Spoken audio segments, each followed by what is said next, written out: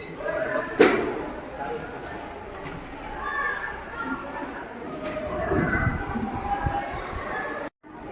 आज के कार्यक्रम के मुख्य अतिथि थे, उनके साथ डॉक्टर घनश्याम पांडे जी, यहाँ उपस्थित संस्था के कोषाध्यक्ष विनोद कुमार यादव जी, हमारी माता जी, उपस्थित शिक्षक, अभिभावक और बच्चे, सभी को मेरा सादर नमस्कार।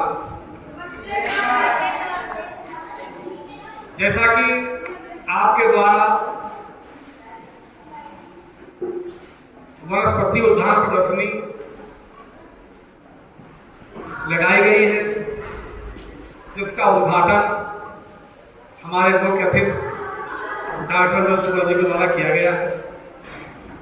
उनके द्वारा प्रत्येक बच्चे के पास जाकर के पेड़ का नाम, उसकी उपयोगिता, उसका वैज्ञानिक नाम पूछा गया और हमारे बच्चों के द्वारा डरते हुए बताया गया। हमारे मुख्य अतिथि द्वारा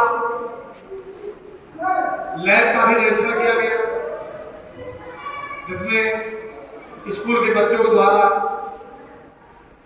पर्यावरण से संबंधित विभिन्न प्रकार की प्रदर्शनी लगाई गई।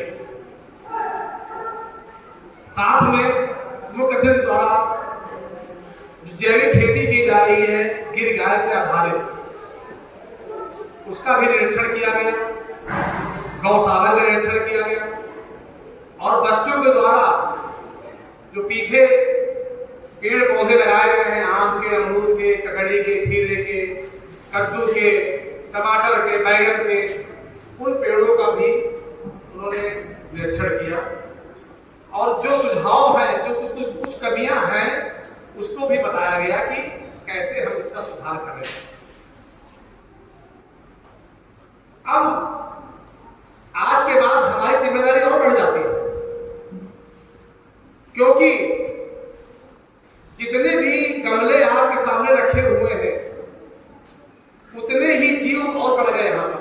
अगर यहाँ की बच्चों की संख्या 500 है तो अब संख्या 1000 हो गई, क्योंकि 500 गमले और हो गए। अब इनको भी शिक्षकों को पढ़ाना है, इनको कब पानी देना है, कब खाद देना है। जैसे अभी हमारे डॉक्टर साहब ने कहा कि कुछ खाद की कमी है, तो हमें खाद की मात्रा को मिट्टी की मात्रा में मिला करके हमें इसमें खाद भी देनी है और साथ में हमको पानी भी देना है, क्योंकि अब हमारी जिम्मेदारी और बढ़ गई है इस प्रदर्शनी को लगाने के बाद। जैसा कि हमने मुख्य अतिथि जी, मैंने अपने बच्चों से एक सवाल भी किया कि इसका नाम प्रदेश स्तरीय क्यों रखा है, हमें बताइए। क्योंकि हमने बचपन से लेकर आज तक या तो NBARI में या राज्यपाल महोदय के यहाँ ही ऐसी प्रदर्शनी देखी है। वनस्पति उद्यान प्रदर्शनी या तो राज्यपाल के यहाँ देखी हमने, या राष्ट्रीय वनस्पति उद्यान जो सिकंदराबाद में है, सर ने कहा है अपने बच्चों को लेके आइए, सर ने कहा है कि अपने बच्चों को लेके आइए, सिकंदराबाद में है, या तो मैंने वहां देखी या राज्यपाल के यहाँ देखी।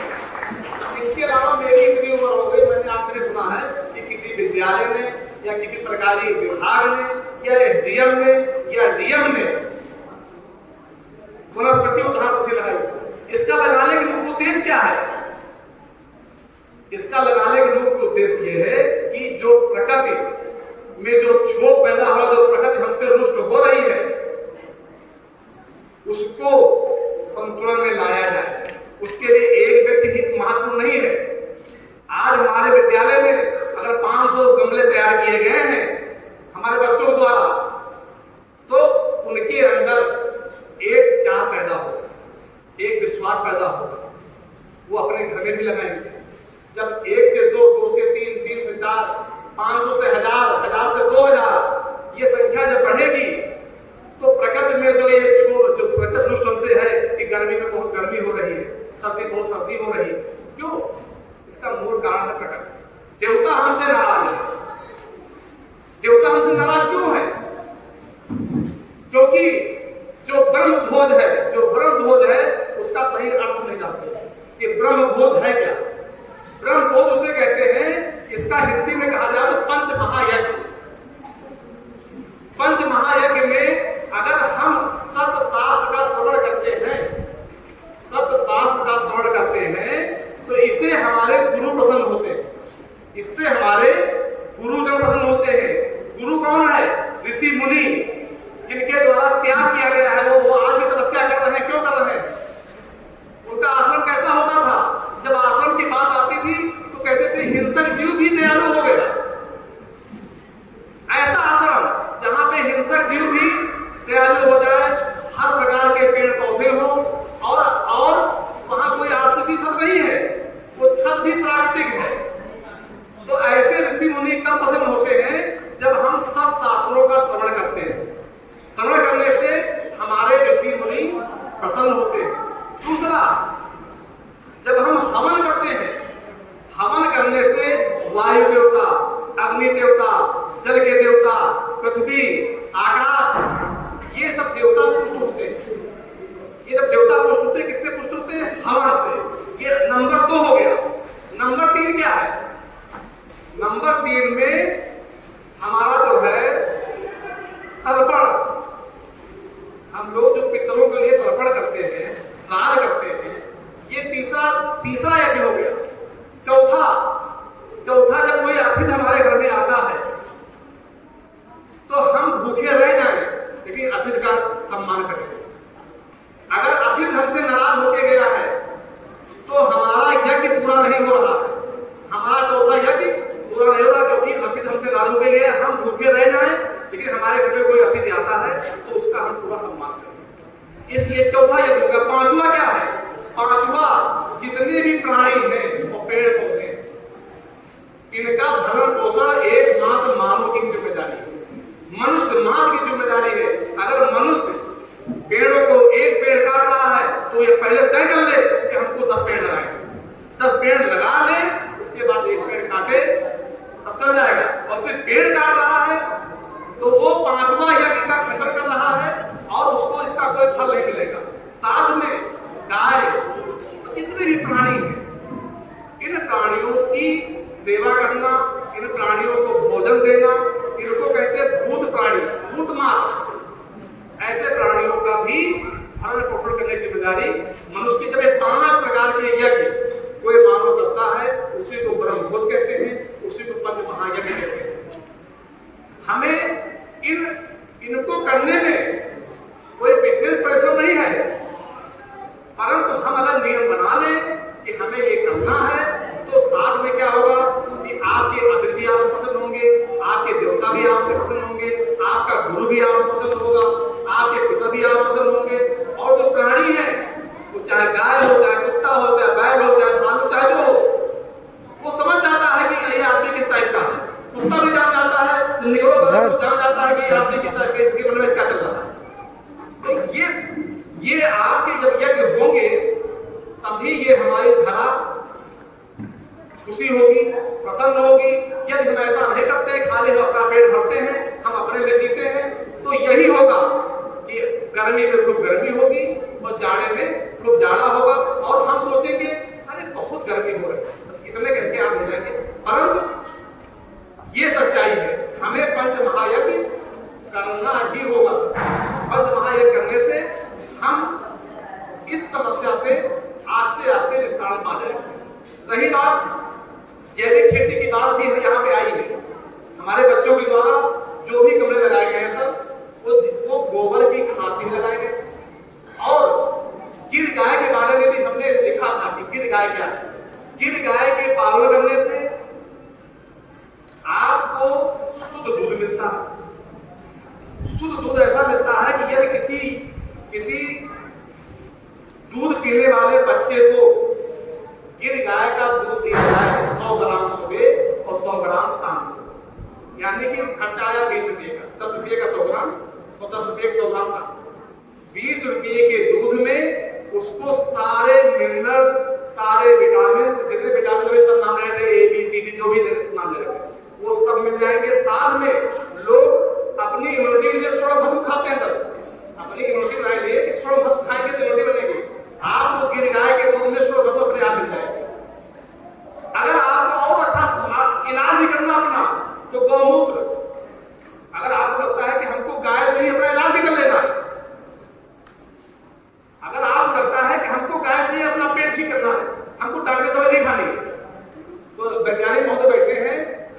प्रैक्टिकली मैं बता रहा हूं आपको, आप गौमूत्र को 7 बार किसी कपड़े को, सफेद कपड़े को 7 बार उसको पर्स बना के छान लीजिए और 25 ग्राम पी लीजिए 1 हफ्ता, आपकी पेट की बीमारी खत्म। गारंटेड। इसमें हमको हम हिंदू हैं, मुस्लिम हैं, सिख ईसाई से मतलब नहीं है, मैं प्रैक्टिकली मैं अपनी बात बता रहा हूं। गारंटेड आपकी बीमारी खत्म। आप पीना चाहो या चाहो, ये कोई पाबंदी नहीं। 100 ग्राम दूध पीते हैं तो निश्चित 100 ईयर आपकी आयु होगी। बड़ों के लिए 200 ग्राम, 200 ग्राम दूध सुबह, 200 ग्राम शाम। ये 40 रुपया अपने बॉडी में खर्च करते हैं, महीने 1200 रुपया। जितना लोग मसाला तो खाते हैं उससे कम खर्चा है और कितना जीवन उपयोगी है।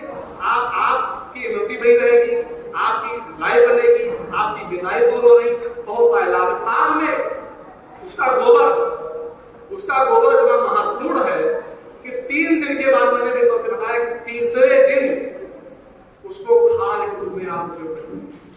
और 3 दिन के बाद ना आपको घूर बनाना है, ना आपको गड्ढा बनाना है, ना किसी प्रकार के आपको रसायन करना है, ना उसमें पानी डालना है। तीसरे दिन आप डालिए और डालने के बाद वो आपका खाद का काम करता है, जिसका उदाहरण आपके विद्यालय में हो रही खेती। इन सब बातों को लेकर के हम लोगों ने ये प्रदर्शनी लगाई है।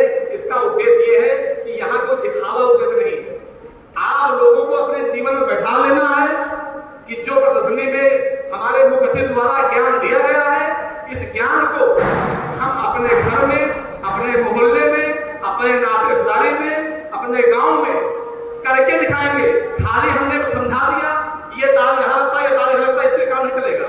आपको प्रैक्टिकल बनना पड़ेगा।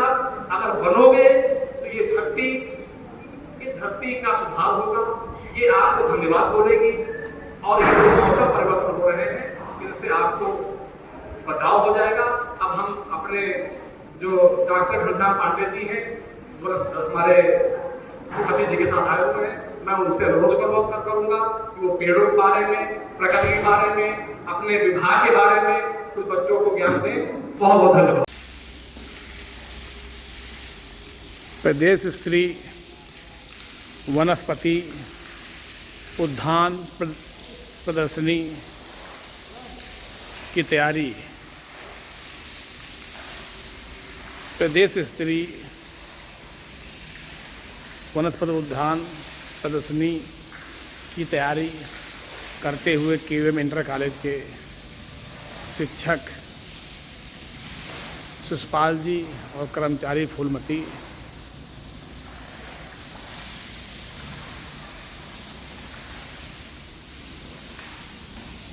जय श्री राधे कृष्ण, जय श्री राधे कृष्ण,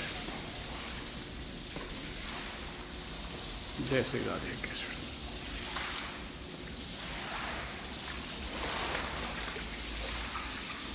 जय श्री राधे कृष्ण।